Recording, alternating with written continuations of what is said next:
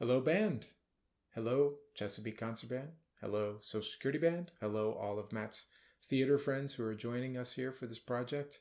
You are all Matt's virtual players, the MVP of this endeavor, and I'm very grateful that you're joining us today for the Stars and Stripes Forever rehearsal video. So, the Stars and Stripes Forever obviously is Sousa's most famous march. The historical accounts show that the Marine Band, under his direction, did not play a single concert where the Stars and Stripes was not performed following its composition in 1896. So we know it. The audience knows it. We're going to make it a little more interesting for ourselves today. We're going to follow the performance practices of the Marine Corps Band. So Matt has been directing this. I've been directing this every concert for a long time. You all know it very well. It was very special to Matt. I've been told that he said numerous times that if there was one piece he could direct again before his passing, this would be it. This would be his memory of his time with Chesapeake. It's a special thing that we can do this for him and do it in his memory and tribute to his contributions. So we're going to do it, and we're going to make it fun for us. We're going to make it fun for the audience. So the famous trio melody that we all know,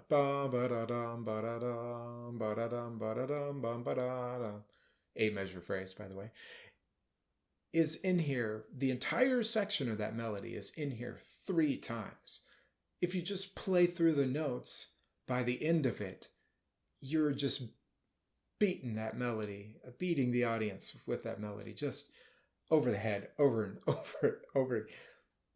So what the standard performance practice of this under Sousa, now this is all historical, according to the Marine Band, as to what Sousa did with his band when they performed this piece, is to pace ourselves, is to introduce this melody, to vary the textures and the instrumentation each time it comes back, so that last final time through the Grandioso section is just the crowning achievement of the concert. Sousa was very, very patriotic. He wanted this to land, and he wanted it to inspire in the audience intense feelings of patriotism. And so that kind of gradual introduction and elaboration and building of the trio melody by the end in the Grandioso final stinger is just a rousing version. And so we're going to follow his performance practices. That will take a little bit of coordination. It's all in your parts. Don't get me wrong. It's all there as long as you're playing from the version that I emailed out, which is the version from the Marine Corps Band project. All of the directions that I'm about to give you are in your part. So please have that part in front of you. Mark it up. It can be a little confusing when you're looking at it, especially when you haven't done one of these marches from the Marine Band before. So what they do is all everything that's in the historical manuscript version that they have is in your part.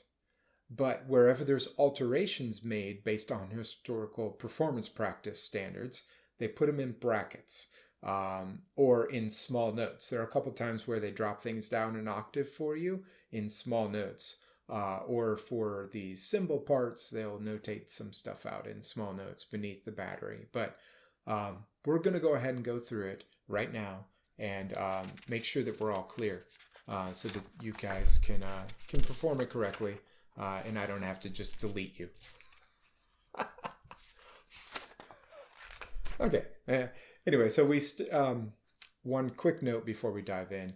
There are no rehearsal marks in this, but the sections are notated in your part with either double bars, repeat signs, trio, grandioso, key change with the trio.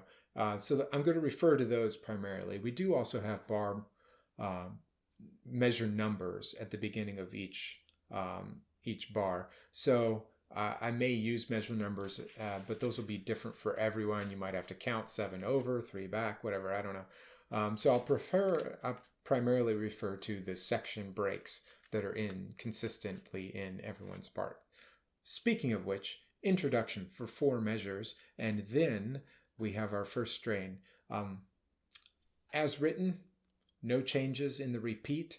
Just do pay attention to the dynamics here. That especially that third crescendo is very important, and then it drops to piano immediately. We'll talk about that more in the actual rehearsal section of this. So, and then it repeats back, and then you're on to the second ending. Now here's where we start the tacits. Okay, so here we're dropping off. We are dropping off the E flat clarinets. We are dropping off the cornets, all of you from solo down to third. We're dropping off the trombones. We're not dropping off the euphonium. Euphonium, you're still in. And we're dropping off cymbal. So that is the first time through this second strain. Those people are tacit. Now, it's also a piano. Those people still playing, it drops immediately all the way down to piano. That's in brackets there. Follow the piano marking. We play through that second strain, first time, and then we reach the double bar. They have written out the repeat here rather than mark it in. They've written it out. So we don't have to go back at this point. We just continue forward at that double bar. In case you're paying attention, we are at the pickup into measure 38, fortissimo, full band, everyone playing. Okay, so those who are taciting, you're back in now. From 38 on up to the trio section. Pick up to the trio, we drop to piano, and we lose a bunch of folks. This melody here at the trio, for the first time, the first introduction of this melody is just low reeds and euphonium. Bells and harp are in as well. So that's the kind of the important parts of this texture. Low reeds, euphonium, bells, harp. Those people are out. Piccolo, flute, first and second oboe, E flat clarinet, you're all out. All the cornets, solo through third, you're all out. Horns, very important. You're the only one playing that figure. So play it nice and clean, please. Euphonium, beautiful, beautiful. Cymbals, full battery. Sorry, full battery is tacit here. No drums at all. Bells are in, harp is in. So that's the first instance of this trio melody at the trio, labeled trio. We play through that all the way up until the break, and then starting at the break, we are all in. Pickups into the double bar following trio. Everyone is in. No more tacits. We all play. This is done the same way both times. As far as tacits go. When we get to the end of this break, which is the double bar in measure 109, right before Grandioso. Okay? That is the end of the break section of this march. For those two measures before Grandioso, the first time through, we're going to diminuendo. That's all that's written in your part. First time diminuendo. Get very, very soft suddenly, first time through. Big contrast to the fortissimo piano, fortissimo break that we've been doing. And now we're at the Grandioso section, first time through. So this is all about the piccolo. All about the piccolo. Flutes, you're out. Oboes, out. E-flat clarinet, out. Bass clarinet, out. Alto, tenor, out. All the cornets, again, you're out. Don't worry, you'll get your chance. Trombones, first and second and bass, you're out. You know why. And then euphonium, this time through, you are tacit as well. You had your chance. Now you get to rest. And then our cymbals are tacit, but the rest of the battery is in here. And then harp is joining us here as well. Time to shine. So that's the first time through the Grandioso, which is done at a piano. Okay, so that's the volume indication in brackets there, done at a piano. And then we are all back in for the pickups into the repeat. So if you play pickups in 141, you're back in if you've been taciting, and that takes us back to the repeat, which is measure 86 if you're paying any attention to measure numbers. Second time through the break, and this time when we get to the end of it, the last two measures before Grandioso, crescendo from forte, from fortissimo, actually, crescendo. And also there is a slight ritardando here. We will pull back just a little bit for those two measures as we crescendo. And then, boy, does it land. Everyone is in Grandioso. We are back at a tempo. This Grandioso is a style marking here. It is not a tempo marking. We are back to full tempo here. It does not slow. We pull back for those two measures and then launch right back into it. Trombones. This time through, it is all about you. So while we are all playing loud, we are also all listening for the brass. The trumpets who are finally getting their chance on that melody, the trio melody, and the trombones who are playing this amazing counter melody. We are all in here. So let's let her rip with beautiful tone and intonation, of course. And then final stinger is good. So that's the walk through the performance practice changes. If there are any questions, feel free to email me. If you have any doubt, go ahead and play, but play quietly. I may have to, delete you from the mix. Don't make me do that. Follow the performance practices that are marked in your page and that we've just spent about 10 minutes going over. It's the middle of the night. I might be a bit punchy here. Thank you for looking past my weirdness at times. So we are back to the beginning of this, and we're going to rehearse a bit. But before we rehearse a bit, I need to talk about one change that we've made to the preparation to play in your recording. So we need to do a ensemble clap so that I can sync everything else up without spending hours and hours fine-tune adjusting and finding good points to align everything. If you're in the audio-visual world, you know that I goofed not doing that for the last one, for the Appalachian Spring. So that's my fault. I'll own it. I'll fix it. But this one, we need an ensemble clap. So when you do your recording, what we're going to do here is we're going to do, base it on 8 counts. And this is a fast tempo. So we're going to do a count of 8 together, and then we're going to clap. And then you have 2 more 8 counts to get ready to play your first downbeat of the piece. Okay?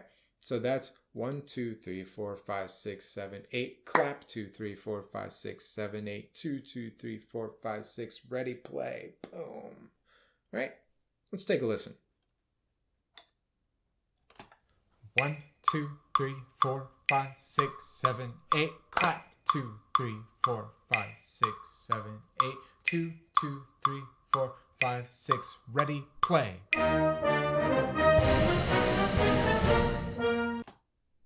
Yeah? Okay. So when you do your recording, get settled, and then when you hit play on the recording video, the conducting video, you will hear exactly that. You will hear me counting it in, and we will do our clap together after 8 beats, and then you will have 2 more 8-beat stretches to get ready for your downbeat. But you will hear exactly that. So let's go ahead and do that one more time, and then I'm going to direct us through this first section and get rolling with the rehearsal. 1, 2, 3, 4, 5, 6, 7, 8. Clap. 2, 3, 4, 5, 6, 7, 8.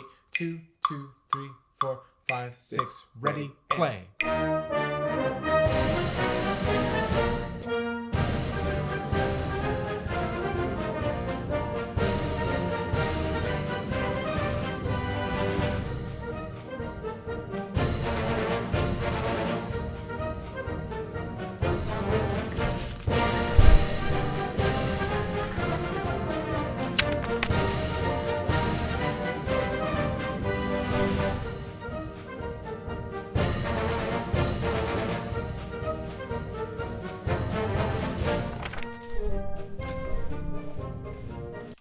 Okay, great. So let's look at that first section really quickly. We all know this piece forward and backwards. The one thing that we can do when we do a recording like this is really, really pay attention to the details. So for the introduction, you're all going to you're all going to nail that. I will say, though, that the cap accents are very important throughout. Okay, so what they show us is that in any given phrase of music, when you see a cap accent, that is where you put the emphasis in that phrase. Okay, so oftentimes they're off the beat, oftentimes they're on beat 2. It almost seems a bit random at times. They're a little bit of to bump you out of the feeling, the straight up 2 feel. Okay, they jog you a little bit, and that is intentional. So in order for those to work, first of all, you have to do them, and second of all, you have to not accent notes that aren't accented. So when you're playing through this, it is very, very natural to wanna accent beat 1 each time. Bum bum da bum bum bum bum bum bum bum bum. Do something like that. Don't do that. Accent the ones that are accented. Okay, and then when you get into the legato phrases, you're going to see a standard accent, more of a push accent from a phrasing standpoint. Follow those too, but you'll see why. There's a couple instances where those cap accents really play a big role in the style of the phrase, and we need to do them. So pay attention to those and only do them where they are notated. And second of all, the dynamics in this first phrase.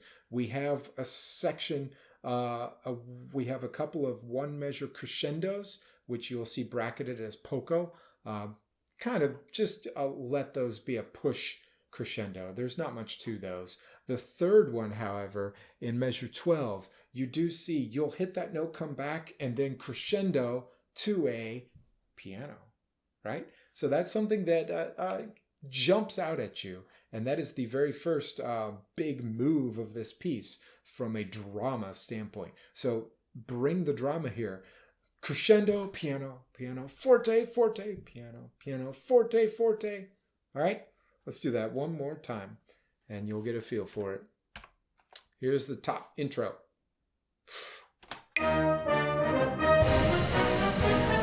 Accent. Accent.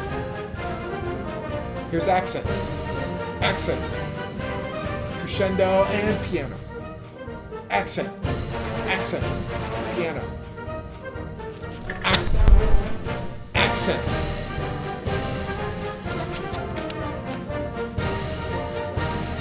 Especially percussion on those accents, right?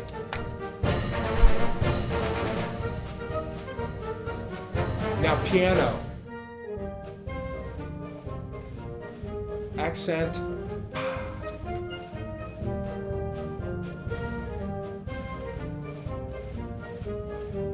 Accent. Loud. Accent. Accent.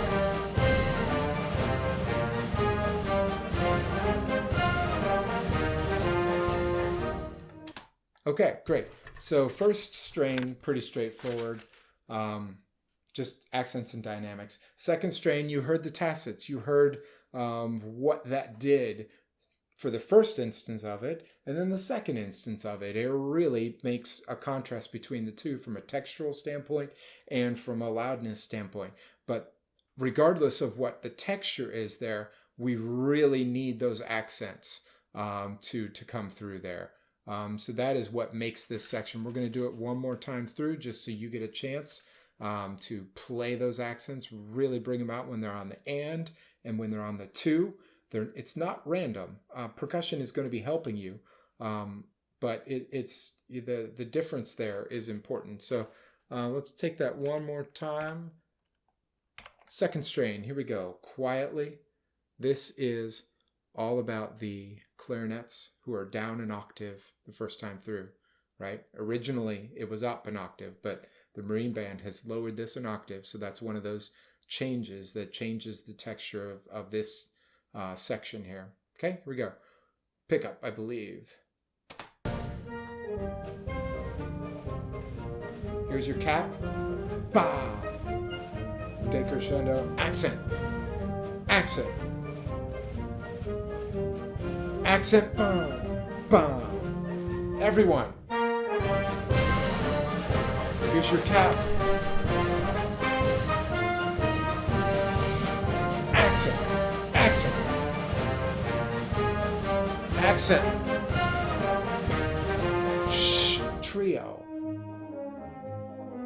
Oh, yeah. Did you hear that big phrase? Holding, not breathing.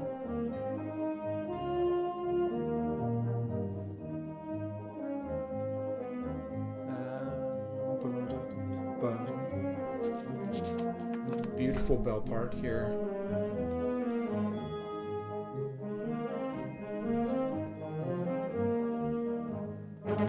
Okay, great. So first time through the trio. One interesting thing that I did not know about Stars and Stripes Forever, Sousa basically conceived of these trio melodies as representative of the nation. So this very first instance here is the North. I don't know if he assigned any particular reason to this being the North, but so these long flowing kind of, this has a formal feel to it almost. Yeah, I like that. It does. It has a formal feel to it. A long phrase, no breathing. Find a place to sneak a breath, but not in the obvious point. These push accents that propel the music forward. We really want to hear those. And horns, you are just so beautiful and precise here, horns. We love it. The bell sparkling on top with their melody. Let's hear this one more time, and then we are going to get into the break. One more time here at the trio. Here we go. Ready, and...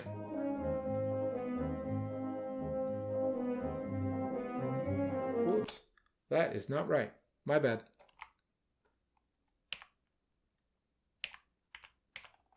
Here's the trio.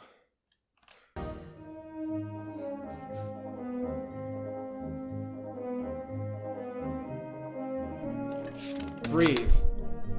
That was your only breath point. Not here. Crescendo. Ba, ba, da. Did you hear that cap? Push. Push. Push. Push.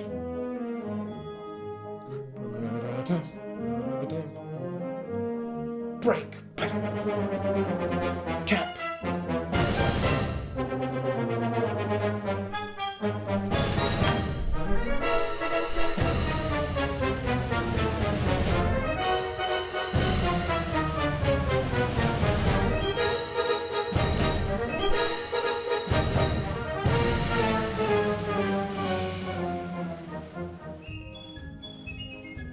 Good. Okay, let's take a look at that real quick. The only thing that I want to point out here, again, we played this the same way both times, except for the final two measures of the break. First time we decrescendo, diminuendo. Second time we actually give it even more from a fortissimo and pull it back, retardando the tempo just a little bit there. But percussion, you are very important in this. And one thing that is not clear at times for the percussion players is when are you choking and when are you letting things ring.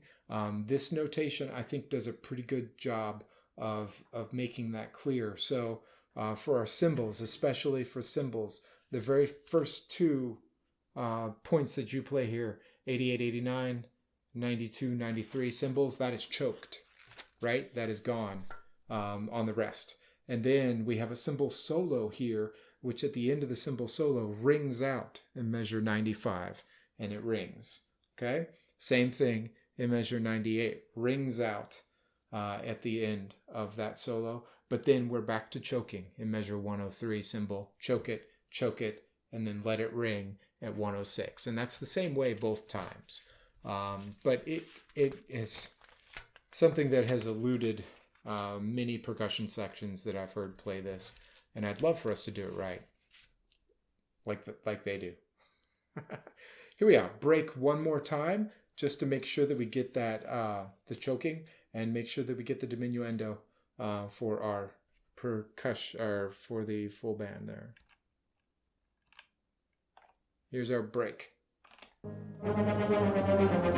Cat, cat, cat, cat.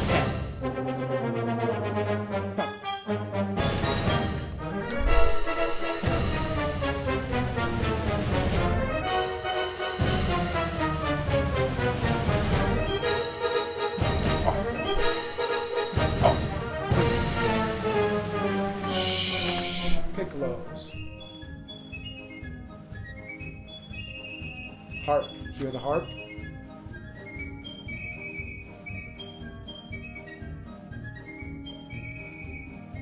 Cap.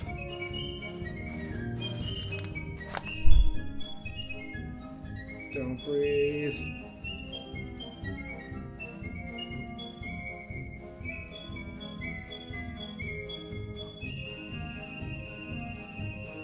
Everyone.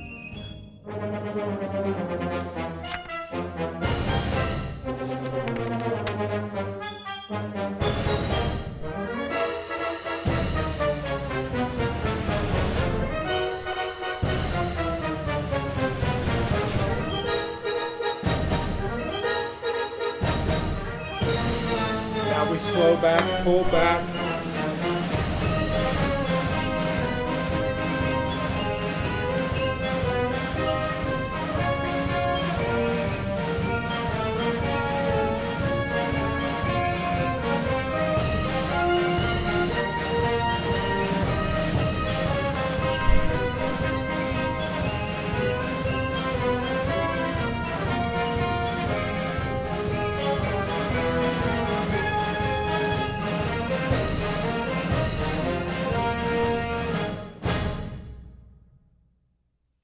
Okay, so great job. You all sound fantastic. Let's look at that, a couple of things there. So the first time through the Grandioso section, that's the one with all the tacits. When we do it the first time, we are taking our theme of the North. This has a Game of Thrones feel to it, doesn't it? Our theme of the North, and we are adding our theme of the South, which is the piccolo obbligato. Johnny Comes Marching Home, maybe. I don't know. But so that is the two themes written over each other there. The piccolo obbligato and the long theme of the North. This time done in the first time through, just in the clarinets, in the low voice. That's it. Every other melody voice is tacit here. So clarinets, make sure you give that some good sound to it, because it's just you against the piccolos with the horn accompaniment and the harp playing their arpeggios. Pick, harp, and clarinet. Right. Then the next time through, after we repeat back to the break and come back, final statement of the Grandioso section, fortissimo, great, beautiful, big, full band sound. Trombones, right? So we're adding our third trio theme here, the trombones. The theme of the West. So we have North, we have South, and we have West. Trombones, you guys are just going to have so much fun here. One thing that I want you to pay attention to is making sure that you have the loosest waistband pants that you can find, so you get these huge full breaths. Because you need to be doing 4-measure phrases. These, you cannot break these. Ba-da-dum-bum, ba-ba-ba-bum, ba-dum. Ba-da-dum-bum, bum-bum-bum-bum, ba-dum. Okay, that's got to, you can't break that phrase. Each one of those statements has to be a complete statement. And then you have ba-da-da-dum, ba-da-da-dum, ba-bum. Ba-da-ba-ba-ba-ba-bum-ba-dum. You can definitely take a breath before that pickup note, but then it does the same thing over again. That's tough to do when you're playing at full volume. I get it, but you can do it.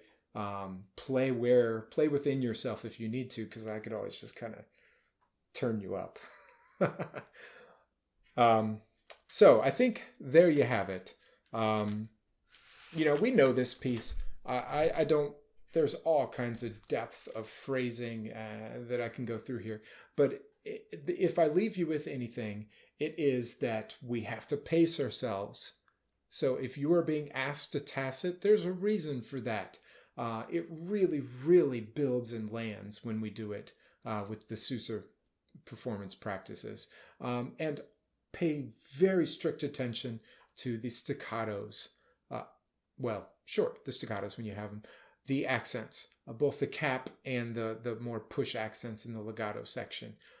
Those are the things that break the beat typically. And they catch you unawares. They come in and they give a structure to these melodic phrases. And they delight both you as a player and the audience. So I hope that was helpful.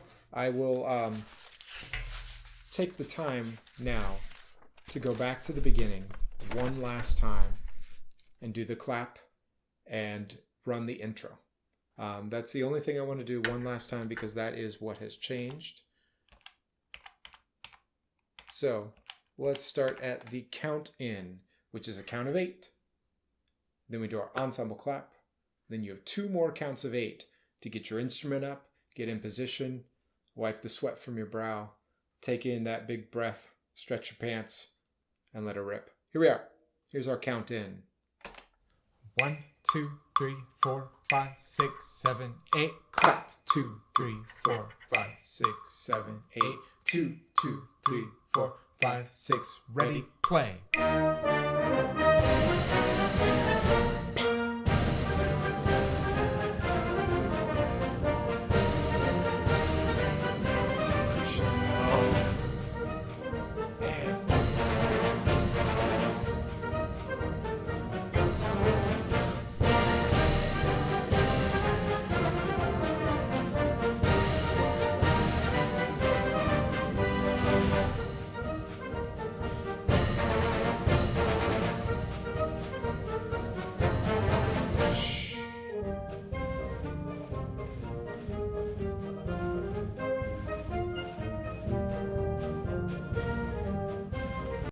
I'm going to go ahead and stop there so that this doesn't... wow, what a great march. You never get tired of it. I don't know what to say. There are very, very few pieces like that you can perform over and over and over again, listen to over and over and over again. And really, they never grow old. This piece it just gets better. And hopefully you will discover when we put it together the way that we're doing this time around, that it has a little something extra. The textural contrast, the slow build of that trio melody adding in and being able to hear the differences each time, I think really makes it something special. So enjoy your recording. Use the recording video, the conducting video. You will be playing to the Marine Band. The tempo is unrelenting. Don't be late. I would say don't rush it, but yeah, good luck. So it's perfectly doable for you all. This is all under your fingers. Just try to do it as precisely as you can, and then we'll go from there. So enjoy the recording. Thank you for being here. I will see you with our final piece to Kelly as soon as I can get it together.